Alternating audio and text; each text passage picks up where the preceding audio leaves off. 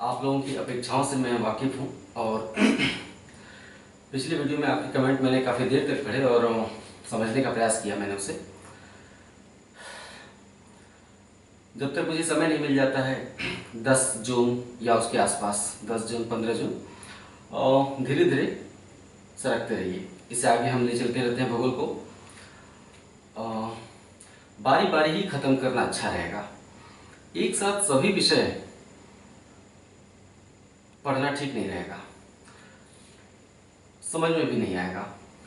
अगर आप चाहते हैं कि मैं भूगोल के साथ साथ 3-3 विषय लेके चलूँ तो यकीन मानिए आप बढ़िया से उसमें मेहनत नहीं कर पाएंगे। 6 महीने बीतने में कितना समय लगता है? अपनी ज़िंदगी के पिछले 6 महीने जब मैंने पढ़ाना स्टार्ट नहीं किया था या मेरे चैनल से आप नहीं जुड़े थे तो उसके पहले के 6 महीने कैसे बीते, मेरा संदेश उनके लिए है जो कोचिंग नहीं कर रहे हैं और जिन्हें मेरी ज़रूरत है। तो 6 महीने पिछले कैसे बीते या पिछले 1 साल आपने कैसे बिताए, पता चला कहाँ क्या? देखिए, समय रेत की तरह है, कितना भी मुट्ठिया टाइट रखेंगे वो रेत की तरह खिसक जाना है। अगले 6 महीने भी पता नहीं चलेंगे, साल भर कहाँ बीत जाएंगे आपको पता नहीं चलने वाले हैं। 6 महीने, साल भर, 1.5 साल, 2 साल, 4 साल, 6 साल कब मुट्ठी से सरक जाएंगे पता नहीं चलता है। तो आप तो मेरे साथ एक एक दिन क्वालिटी टाइम बिता रहे हैं ना, भूगोल का एक एक अध्याय ही आगे बढ़ रहे हैं। आप सोचिए आप साल भर बाद कहाँ रहेंगे, सारे विषय खत्म हो चुके रहेंगे, वो भी एक गुणवत्तापूर्ण अध्ययन के साथ। जल्दबाजी ठीक नहीं है, विश्वास करिए मुझ पर। मैं अपनी मजबूरियों के चलते आपको उपदेश नहीं सुना रहा हूँ, मैं आपके अपेक्षाओं पर भी आऊँगा। अभी मैं अपनी बात कह रहा हूँ जैसा मुझे अनुभव है। धीरे धीरे ही आगे बढ़िए, भूगोल पढ़िए। हालांकि भूगोल के साथ साथ मैं इतिहास ले चलूँगा। 10 जून या 15 जून के बाद जैसे ही समय मिलेगा मैं अपने कार्यक्रम में 2 से 3 गुना तेजी ले आऊँगा। केवल पढ़ाई नहीं बल्कि अपने अनुभव से एक अच्छा मोटिवेशन, रोज रोज का प्रोग्राम, सिलेबस, अलग अलग परीक्षाओं का पाठ्यक्रम, अलग अलग परीक्षाओं में कितने स्तर की परीक्षाएं होती हैं, परीक्षा प्रणाली क्या है, कितने नंबरों का प्रत्येक पेपर होता है, ये सब कुछ मैं चर्चा करूँगा। पीसीएस के लिए भी, आईएएस के लिए भी और एसएससी के लिए भी, जहाँ तक मुझे जानकारी है। जानकारी नहीं तो जानकारी आपके लिए मैं जुटा लूँगा ना। एसएससी वालों के लिए, एसएससी के लिए एक बहुत बड़ी संख्या एसएससी एग्जाम दे रही है। सामान्य अध्ययन एसएससी वालों से मैं विशेष रूप से कहना चाहूँगा, वो अक्सर मुझसे पूछते हैं कि क्या एसएससी के लिए पर्याप्त है।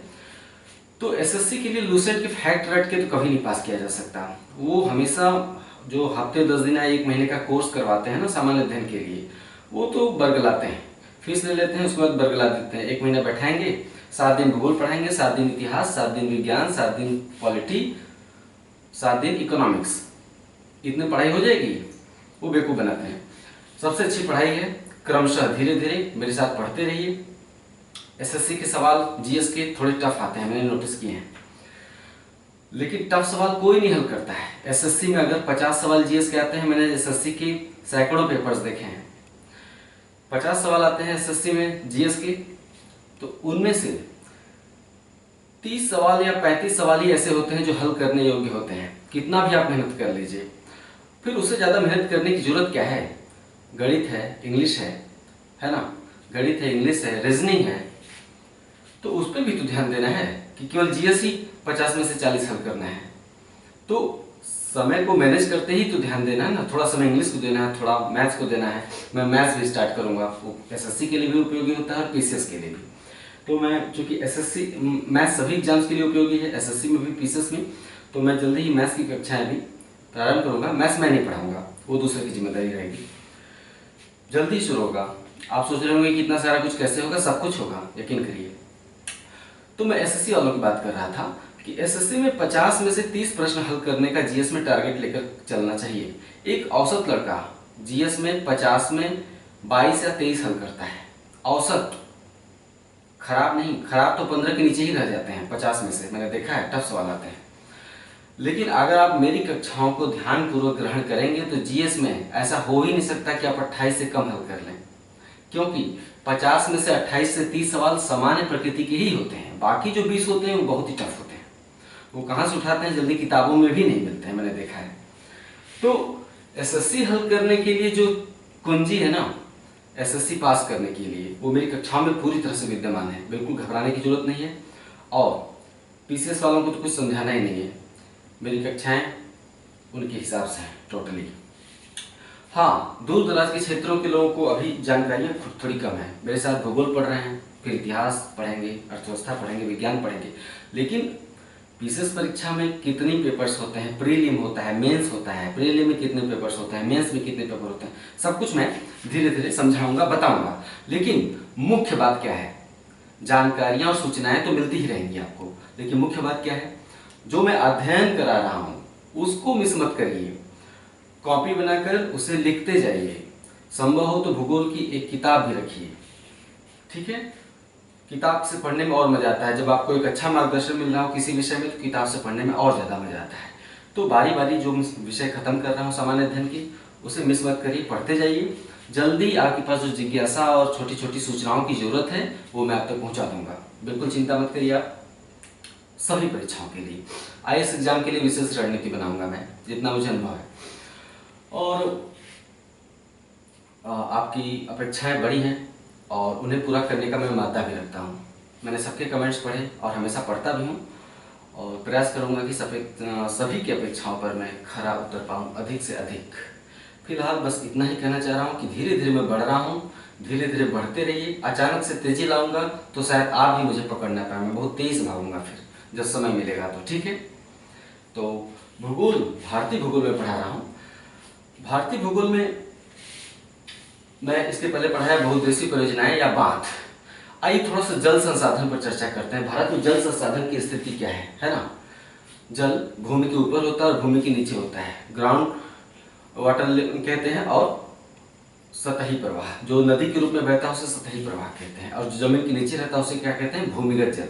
तो जल संसाधन की स्थिति क्या है, क्योंकि सिंचाई उसी पर निर्भर करती है, चाहे घरेलू कार्य हो, चाहे सिंचाई, चाहे पेयजल, चाहे उद्योग, चाहे जल शक्ति जनन। तो जल संसाधन को थोड़ा सा भारत में समझते हैं। तो इसमें सबसे पहले ये लिखिए कि भारत में दुनिया में चौथा सबसे बड़ा जलग्रहण क्षेत्र ब्रह्मपुत्र नदी का है। वर्षन से बना देता हूं। जल संसाधन में यहां मैं जीएस के लिए पढ़ा रहा हूं, उतना ही पढ़ाऊंगा जितना जरूरी है। भारत दुनिया में चौथा सबसे बड़ा जलग्रहण क्षेत्र ब्रह्मपुत्र नदी का है, ठीक है। दुनिया में चौथा सबसे बड़ा जलग्रहण क्षेत्र ब्रह्मपुत्र नदी का है, लेकिन भारत में सबसे बड़ा जलग्रहण क्षेत्र गंगा नदी का है। भारत में सबसे बड़ा जलग्रहण क्षेत्र गंगा नदी का है, क्योंकि ब्रह्मपुत्र नदी भारत में केवल पूर्वोत्तर भारत में ही बहती है। ब्रह्मपुत्र नदी भारत में केवल पूर्वोत्तर भारत में बहती है और इसकी अधिकांश लंबाई चीन में है, ठीक है। नेक्स्ट पॉइंट, दक्षिण भारत की नदियों में सबसे बड़ा जलग्रहण क्षेत्र गोदावरी नदी का है। दक्षिण भारत की नदियों में सबसे बड़ा जलग्रहण क्षेत्र गोदावरी नदी का है। जलग्रहण क्षेत्र क्या होता है ये मैं पहले कई बार बता चुका हूं, लेकिन हो सकता है कुछ लोग मेरी वीडियो पहली बार देख रहे हो। कोई भी नदी तमाम सहायक नदियों को लेकर बहती है, अकेले नहीं बहती है। तो मुख्य नदी के साथ साथ सहायक नदियों का पूरा क्षेत्र, सहायक नदियां क्या करती हैं, जल बहाकर लाती हैं और मुख्य नदी में डाल देती हैं। तो वो पूरा क्षेत्र जहां से मुख्य नदी अपने सहायक नदियों के माध्यम से जल बटोरती है और लेके बहती है और समुद्र में गिर जाती है, उस पूरे क्षेत्र को कहते हैं जलग्रहण क्षेत्र। जलग्रहण क्षेत्र एक नदी से निर्मित नहीं होता है, उसमें सैकड़ों हजारों नदियां हो सकती हैं, ठीक है। तो जलग्रहण क्षेत्र का नाम हम मुख्य नदी के नाम पर देते हैं, जैसे ब्रह्मपुत्र नदी का जलग्रहण क्षेत्र, गंगा नदी का जलग्रहण क्षेत्र। जैसे गंगा नदी में तमाम सहायक नदियां हिमालय से निकलती हैं और इसकी तमाम सहायक नदियां प्रायद्वीपीय भारत से निकलती हैं। तो ये पूरा क्षेत्र क्या है, गंगा नदी का जलग्रहण क्षेत्र है ना, ये पूरा क्षेत्र। तो मैंने बताया कि दक्षिण भारत में सबसे बड़ा जलग्रहण क्षेत्र गोदावरी नदी का है। नेक्स्ट पॉइंट लिखिए, अगर वार्षिक वाही जल की दृष्टि से देखें, यहां मैंने लिखा है वार्षिक वाही जल, ब्रैकेट में लिखा है एक वर्ष में जल प्रवाह की मात्रा। किसी नदी में एक वर्ष में जल प्रवाह की जो मात्रा होती है उसे क्या कहते हैं, वार्षिक वाही जल। यदि वार्षिक वाही जल की दृष्टि से देखें तो ब्रह्मपुत्र नदी प्रथम स्थान पर है, यानी ब्रह्मपुत्र नदी यहां से लेकर यहां तक बहती है। एक वर्ष में ब्रह्मपुत्र नदी में जितना पानी बह जाता है वो भारत में बहने वाली नदियों में सबसे ज्यादा है, समझ गए आप। फिर से बोल रहा हूँ, यदि वार्षिक वाही जल की दृष्टि से देखें तो ब्रह्मपुत्र नदी प्रथम स्थान पर है, ठीक है। लेकिन ब्रह्मपुत्र नदी के जल का उपयोग भारत अधिकतर नहीं कर पाता है। क्यों? क्योंकि इसकी अधिकांश लंबाई चीन में पड़ती है और चीन ने इस पे बांध बना रखा है। साथ ही बांग्लादेश में भी ये पहुंचती है, तो इसके जल पर 3 देशों का अधिकार हो गया है। इसलिए भारत बहुत ज्यादा ब्रह्मपुत्र नदी के जल का उपयोग नहीं कर पाता है। वार्षिक वाही जल की दृष्टि से ब्रह्मपुत्र नदी के बाद गंगा नदी का दूसरा स्थान है। फिर से बोल दूं, वार्षिक वाही जल की दृष्टि से ब्रह्मपुत्र के बाद गंगा नदी का दूसरा स्थान है। भारत में 78% जल का उपयोग कृषि कार्य में होता है, अर्थात सिंचाई में होता है। नोट कर लीजिए, आपसे प्रश्न भले न पूछा जाए, लेकिन हो सकता है पूछ दे कि भारत में सबसे ज्यादा जल का प्रयोग किस काम में होता है, या कृषि के बाद सबसे ज्यादा जल का प्रयोग किस क्षेत्र में होता है। कृषि या सिंचाई के बाद, सिंचाई के बाद जल विद्युत में होता है, तो इसे जानना जरूरी है। भारत में सबसे ज्यादा 78% जल का उपयोग कृषि या सिंचाई में होता है, 13% जल का उपयोग जल विद्युत निर्माण में होता है, 6% जल का उपयोग घरेलू कार्य में होता है और 3% जल का उपयोग उद्योगों में होता है। ध्यान देने वाली बात यह है कि जल के उपयोग में घरेलू कार्य उद्योगों से आगे है, यानी जल का उपयोग घरेलू कार्यों में उद्योगों की अपेक्षा ज्यादा होता है, ठीक है। जो मैदानी भागों में बहने वाली नदियां हैं, भाई ये तो प्रायद्वीपीय भारत का पठार है ना। प्रायद्वीपीय भारत कैसा है? प्रायद्वीपीय भारत पठारी है। अगर तटीय क्षेत्रों को छोड़ दिया जाए, क्योंकि तटीय क्षेत्रों में मैदानी क्षेत्र है, तो तटीय क्षेत्रों को छोड़ दिया जाए तो पूरा प्रायद्वीपीय भारत क्या है? पठारी है, अर्थात चट्टानों से निर्मित है, ऊंचा उठा हुआ क्षेत्र है, पठारी है। तो मैदानी भागों की नदियां सिंचाई के लिए अधिक उपयोगी होती हैं। मैदानी भाग कहाँ है? उत्तर भारत का मैदान, यहाँ सतलज से लेकर गंगा का मैदान और ब्रह्मपुत्र का मैदान, साथ ही पूर्वी तटीय मैदान और पश्चिमी तटीय मैदान, है ना। तो मैदानी भागों में बहने वाली नदियां सिंचाई कार्य के लिए अधिक उपयोगी होती हैं। क्यों?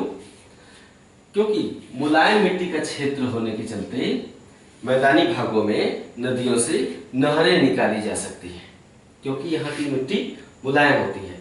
यही कारण है कि नहरी सिंचाई की दृष्टि से उत्तर प्रदेश भारत का प्रथम राज्य है। सर्वाधिक नहर सिंचित राज्य कौन सा है भारत का? उत्तर प्रदेश है। क्यों? क्योंकि मैदानी क्षेत्रों में पड़ता है और नदियों से नहरें निकाली जा सकती हैं।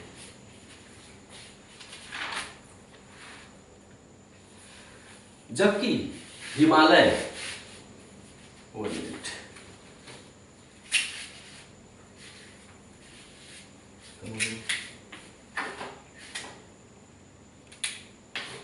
हिमालय क्षेत्र यहाँ पे है ना,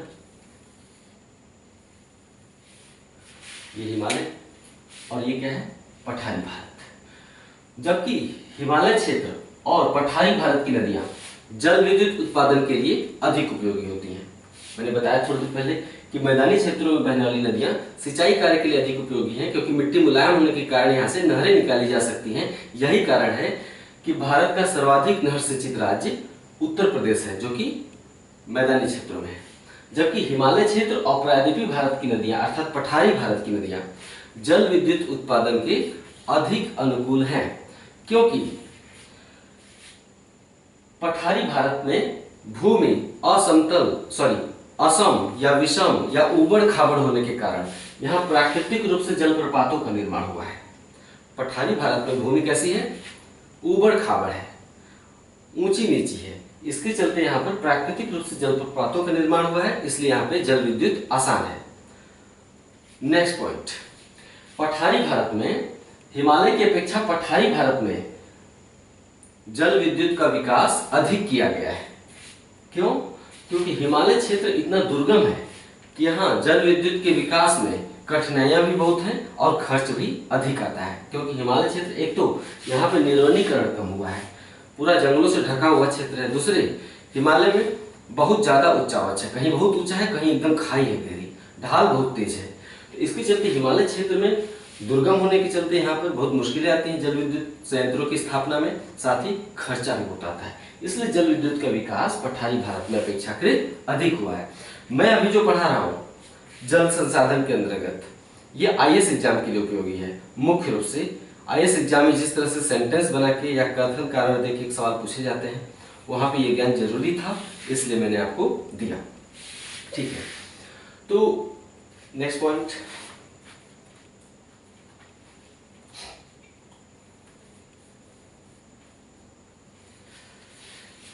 भारत में अब भूमिगत जल की बात करते हैं। ये तो हमने सतही जल की बात की ना, सतही जल क्या नदियों के रूप में पाया जाता है। भूमिगत जल की बात करते हैं, अंडरग्राउंड वाटर। भारत में भूमिगत जल का सर्वाधिक भंडार सतलुज, गंगा और ब्रह्मपुत्र के मैदान में पाया जाता है, अर्थात उत्तर भारत के मैदान में पाया जाता है। फिर से बोल रहा हूँ, भारत में भौम जल या भूमिगत जल का सर्वाधिक भंडार सतलुज, गंगा और ब्रह्मपुत्र नदी के मैदान में पाया जाता है, क्योंकि यहाँ की मिट्टी मुलायम होने के चलते वर्षा जल और नदी जल के लिए सोखते का काम करती है। वर्षा जल को भी सोख लेती है और यहाँ पे जो नदियां बहती हैं उसे भी ये मिट्टी सोख लेती है और भूमिगत जल का भंडार बन जाता है नीचे। समझ में आया? आपको पता है इन क्षेत्रों में जो नदियां बहती हैं उनमें पानी जल्दी घटता नहीं है। क्यों? क्या सारा का सारा पानी केवल पहाड़ों से बह के आता है ग्लेशियर के रूप में? बरसात तो सीमित अवधि में ही होती है ना, बरसात हमारे यहाँ उत्तर भारत में साल भर नहीं होती है ना, तो नदियों में जल बना कहाँ से रहता है?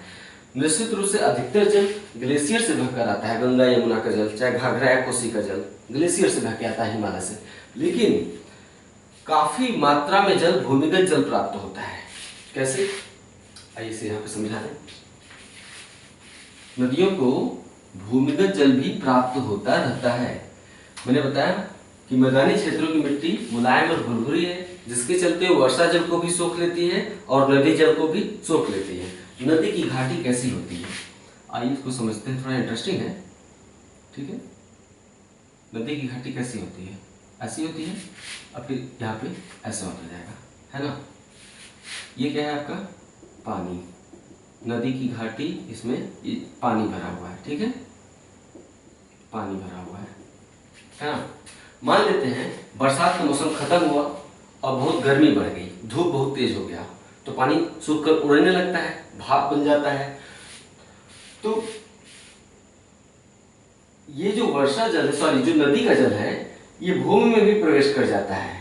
नदी जल केवल घाटी में ही नहीं बह रहा है, वास्तव में मिट्टी के अंदर भी नदी का जल होता है। आप कल्पना करते रहे मैं क्या समझा रहा हूं।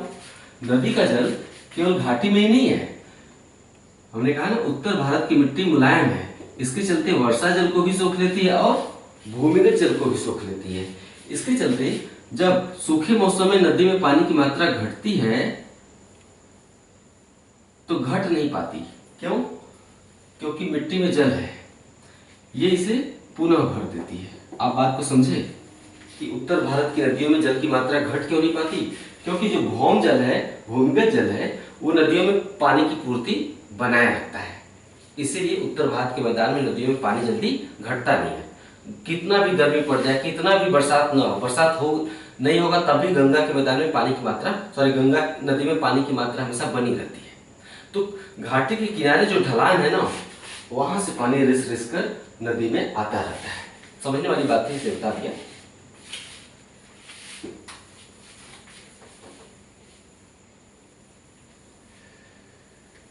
जब आप भूगोल वैकल्पिक विषय पढ़ेंगे मेरे साथ, तो वहां पे ये सब बातें काम देती हैं। भूगोल वैकल्पिक विषय जब पढ़ते हैं तो उसमें अंदर की बातें जाननी बहुत जरूरी हो जाती हैं। वहां पे केवल सतही बातें जानने से काम नहीं चलता है। तो वही मैंने अंदर की बात बताई अभी आपको थोड़ी देर पहले। ठीक है, तो मैं क्या बता रहा था? हाँ, भारत में भौम जल का सर्वाधिक भंडार कहाँ है? उत्तर भारत के मैदान में, क्योंकि यहाँ की मिट्टी मुलायम है और वर्षा जल और नदी जल को सोख लेती है। ठीक है, यही कारण कि आप कहीं भी कुआं खोद दीजिए उत्तर भारत के मैदान में, आप असम से लेकर पंजाब तक कहीं भी कुआं खोद दीजिए, आपको पानी मिल जाएगा। जैसे ही आप 10-15 मीटर खोद के नीचे जाएंगे, 15-20 मीटर, आपको पानी मिल जाता है और प्यास बुझ जाती है। उत्तर भारत के मैदान के अलावा पूर्वी तटीय मैदान और पश्चिमी तटीय मैदान में भी भूमिगत जल पाया जाता है क्योंकि यहाँ की मिट्टी भी मुलायम है। ठीक है। पठारी भारत में भूमिगत जल या तो नहीं पाया जाता या तो बहुत ही कम पाया जाता है। अब आप कहेंगे चूंकि ये आज का अध्याय टोटल कॉन्सेप्चुअल है, समझ लेंगे तो अंदर से खुशी मिलेगी, लंबे समय तक एक अनुभव रहेगा कि वास्तव में दक्षिण भारत के लोगों का जीवन कैसा होता है। ये भी समझने में मदद मिलती है क्योंकि जीवन हमेशा पानी पर निर्भर करता है। जैसा पानी वैसा जीवन। सुनते रहना चाहिए, हर चीज को समझते रहना चाहिए, कोई भी चीज फालतू नहीं होती है। मुझे लगा कि आप शायद बोर हो रहे थे। ठीक है। पठारी भारत में भूमिगत जल कम पाया जाता है। क्यों? क्योंकि भूमि बहुत पथरीली है। पथरीली भूमि पानी तो सोखती नहीं है, संभव ही नहीं है, लेकिन पत्थर में दरार पाए जाते हैं। ये पूरा जो पठारी भारत है राजस्थान से शुरू होता है और तमिलनाडु तक जाता है, लगभग 6-7 राज्य है इसके अंतर्गत। ये पूरा पथरीली भूमि है लेकिन इसमें चट्टानों में मोटे मोटे दरार पाए जाते हैं। तो जब बरसात होती है ना, जब बरसात होती है, ये जैसे दरार है, ठीक है, ये क्या है, ये दरार है। तो जब बरसात होती है तो बरसात का पानी दरारों में घुस जाता है, पठारी भारत के दरारों में घुस जाता है। तो एक तरह से वो भूमिगत जल का ही काम करता है। अब मान लेते हैं कहीं आपने कुआं खोदा, यहाँ पे क्या आपने कुआं खोद दिया, किसी तरह से ड्रिलिंग करके खुदाई कर ही दिया आपने कुएं की, पथरीली भूमि है फिर भी आपने कुआं खोद दिया, जरूरत है पानी की। तो इस कुएं में पानी कहां से आएगा? जो दरारों में भरा हुआ पानी है पठारी भारत में चट्टानों में दरार पाए जाते हैं।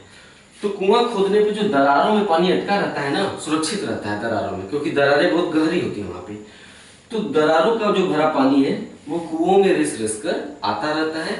इसलिए कुछ हद तक पठारी भारत में भी कुएं पाए जाते हैं क्योंकि दरारों से पानी कुओं को मिल जाता है और कुएं से इंसान पानी निकाल लेते हैं। ठीक है, आगे की बात करते हैं।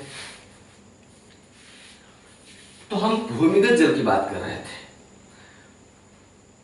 बताया हमने थोड़ी देर पहले कि उत्तर भारत के मैदान में भूमिगत जल का सबसे बड़ा भंडार पाया जाता है, उसी में आगे जोड़िए। लेकिन पंजाब हरियाणा जैसे हरित क्रांति के राज्यों में, लेकिन पंजाब हरियाणा जैसे,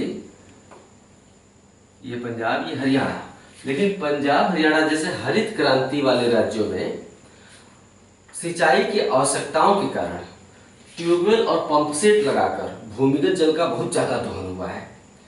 हरित क्रांति आ गई, फसल उगने लगी, लालच होती है लोगों के मन में, क्योंकि वैज्ञानिक तरीका तो है नहीं। अगर प्यास लगी है तो हम 1 या 2 गिलास पियेंगे ना, कि अगर पानी मिलता जाए तो हम पीते ही चले जाएंगे ताकि हमारा पेट फट जाए, ऐसा नहीं करेंगे ना। लेकिन चूंकि पानी पेट में तो जा नहीं रहा है, खेतों को देना है, तो किसान जब तक बिजली है अपना पंप सेट चलाए रखेंगे। उनको इससे परवाह नहीं है कि इसका दुष्प्रभाव क्या पड़ेगा। जो हरित क्रांति के क्षेत्र हैं, खासकर 66-67 के वर्ष में, 1966-67 के वर्ष में जब हरित क्रांति का दौर शुरू हुआ, 3-4 प्रौद्योगिकियां लाई गई, अच्छी गुणवत्ता वाले बीज, है ना, सरकार ने बिजली पहुंचा दी, टेक्नोलॉजी दे दी कुएं खोदने की, और साथ ही पंप सेट और ट्यूबवेल दे दिए, सब्सिडी पर दे दिए कि चलो भूमिगत जल निकालो, साथ ही यूरिया दे दिया सब्सिडी पर पंजाब हरियाणा के किसानों को। तो खूब रफ्तार से भूमिगत जल इन्होंने निकाला ट्यूबवेल और पंप सेट लगाकर। इस बात की परवाह ही नहीं कि खेत भर रहा है पानी से, क्योंकि एक तो जिन रासायनिक खादों का प्रयोग किया गया था हरित क्रांति के दौरान, उन्हें अधिक पानी की जरूरत थी। रासायनिक खादों को ज्यादा पानी चाहिए, क्योंकि अगर पानी पर्याप्त नहीं मिलेगा तो पौधे रासायनिक खाद से सूख जाते हैं। लेकिन फिर भी एक निश्चित मात्रा होती है अधिक पानी की। किसानों ने क्या किया कि अंधाधुंध भूमिगत जल का दोहन किया है इन क्षेत्रों में, पंजाब और हरियाणा के क्षेत्रों में। कैसे? सरकार ने सस्ती बिजली दी, सब्सिडी पर ट्यूबवेल पंप सेट दिए, ठीक है, कुएं खोदने की टेक्नोलॉजी दी, तो खूब भूमिगत जल का दोहन हुआ। इसके परिणामस्वरूप इन क्षेत्रों में भूमिगत जल का लेवल बहुत नीचे चला गया। अब थोड़ी जागरूकता बढ़ रही धीरे धीरे, लेकिन अभी भी यहाँ पर भूमिगत जल का स्तर जो नीचे चला गया है, अभी प्राकृतिक स्तर को अपने प्राप्त नहीं कर पाया है। इन क्षेत्रों में भूमिगत जल काफी नीचे चला गया, पंजाब हरियाणा के क्षेत्रों में।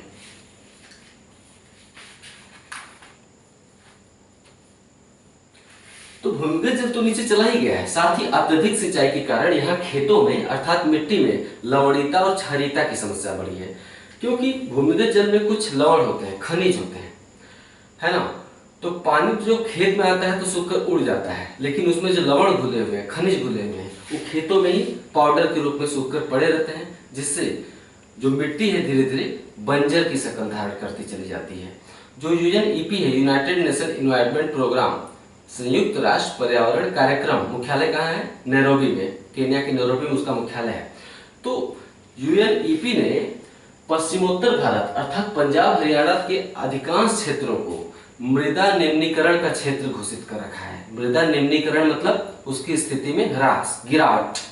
तो यूएनईपी ने पश्चिमोत्तर भारत के कई क्षेत्रों को मृदा निम्नीकरण के क्षेत्रों में शामिल किया है, जानने वाली बात है। नेक्स्ट, वही अगर तटीय क्षेत्रों में भूमिगत जल नीचे होता है, जो गुजरात का क्षेत्र है ना, तमिलनाडु का क्षेत्र है, उड़ीसा का क्षेत्र है, इन क्षेत्रों में अगर भूमिगत जल नीचे होता है, क्योंकि सिंचाई यहाँ भी तो हो रही है, यहाँ भी जो है खेती हो रही है तटीय क्षेत्रों में, तो पंप सेट लगाकर भूमिगत जल निकालते रहते हैं लोग। तो अगर इस गतिविधि के चलते तटीय क्षेत्रों में अगर भूमिगत जल, भौम जल नीचे जाता है, तो एक बहुत ही जटिल समस्या उभर आती है, कठिन परिस्थिति उभर आती है। वो क्या है? जो यहाँ स्थान खाली होता है भूमिगत जल नीचे जाने से, उसमें समुद्र का खारा जल प्रवेश कर जाता है। उसको कहते हैं समुद्र के खारे जल का अंतर्भेदन हो जाता है, अर्थात खारा जल प्रवेश कर जाता है। इसके चलते गुजरात का जो मेहसाना क्षेत्र है, गुजरात का जो मेहसाना वाला इलाका है, वहां पर जमीन के नीचे खारा पानी पाया जाता है। जो आप कुआं खोदते हैं, कुआं में खारा पानी चला गया है, जो न पीने लायक होता है और न ही सिंचाई लायक होता है। नेक्स्ट पॉइंट, जल संसाधन में जो जानने वाली बातें हैं जीएस के हिसाब से, वही मैं यहाँ पे बता रहा हूँ, सभी परीक्षाओं के लिए महत्वपूर्ण है, देखते रहिए। जल राज्य सूची का विषय है। संविधान में 3 सूचियां हैं, केंद्र सूची, राज्य सूची, समवर्ती सूची। केंद्र सूची में जो विषय हैं उन पर कानून कौन बनाएगा? केंद्र सरकार। राज्य सूची में कुछ विषय रखे गए हैं, जैसे पुलिस राज्य सूची का विषय है, ठीक है। तो पुलिस राज्यों की होती है, तो पुलिस पर केंद्र सरकार या संसद कानून नहीं बना सकती पुलिस पर, है ना। केंद्र के पास एक पुलिस होती है जिसे हम क्या कहते हैं? CRPF, central reserve police force, आवश्यकता के लिए रखती है, लेकिन आमतौर पर सीआरपीएफ राज्यों में नहीं जाती है। राज्यों में क्या होती है? वही दरोगा जी होते हैं, वही कांस्टेबल होते हैं। तो पुलिस राज्य का विषय है ना। एक समवर्ती सूची होता है, समवर्ती सूची में जो विषय होते हैं उन पर राज्य सरकारें भी कानून बना सकती हैं और केंद्र सरकार भी बना सकती है। अब जिक्र कर ही दिया तो 2 लाइन और बता दूं। एक सवाल हमेशा पूछा जाता है कि समवर्ती सूची में अगर कोई विषय है, उस पर अगर राज्य सरकार ने भी कानून बनाया है और केंद्र सरकार ने भी कानून बनाया है, तो केंद्र सरकार का कानून प्रभावी माना जाएगा उस हद तक जहां तक राज्य सरकार का कानून बना है। यानी उसी विषय पर, समवर्ती सूची के उसी विषय पर राज्य सरकार का कानून अपने आप निष्प्रभावी हो जाएगा। कहां तक?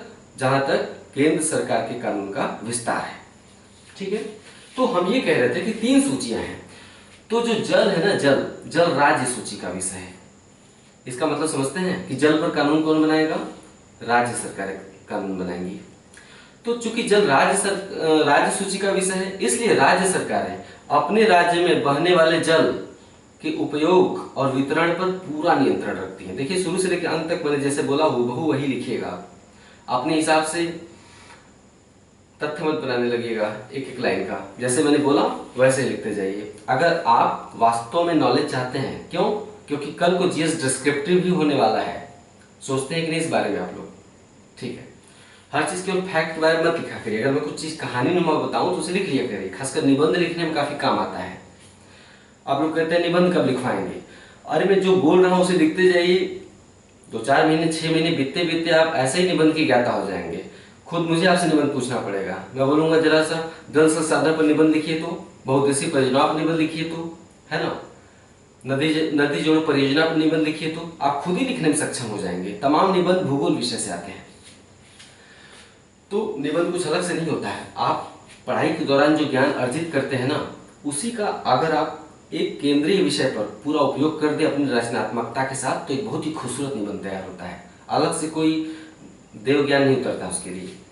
तो मैं ये बता रहा था, क्या बता रहा था, हाँ, तो चूंकि राज्य सूची का विषय है इसलिए राज्य सरकारें अपने राज्य में बहने वाले जल के उपयोग और वितरण पर पूरा नियंत्रण रखती हैं। लेकिन नदी क्या है, नदी राज्य सूची तो देख नहीं रही है, मनमानी है, एक राज्य में बही दूसरे राज्य में ही तीसरे राज्य में चली गई, आजाद है। तो नदियां एक राज्य में नहीं बहती हैं, कई राज्यों में चली जाती हैं। इसके चलते राज्यों में लड़ाई हो जाती है।